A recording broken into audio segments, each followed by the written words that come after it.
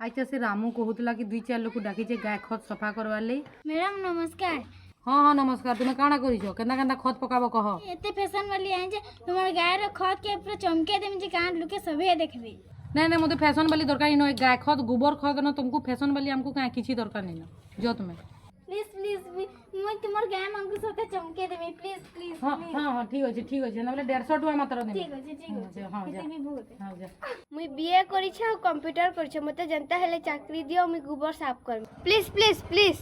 नहीं नहीं नहीं नहीं हनो कंप्यूटर काଣା करबा बीए काଣା करबा हमर गाय काଣା पूरा बीए ग्रेजुएट डिग्री काଣା कलेक्टर बनी कर बसा नहीं नहीं नहीं तू बा हे गुहाल नो कंप्यूटर आ साइंस रो काहे हमें काଣା गाय मान को काଣା कंप्यूटर सिखामु ना टैंक टैंक दरकार न तोटा तू भाग। नहीं नहीं प्लीज प्लीज नहीं नहीं नहीं मालिक नमस्कार।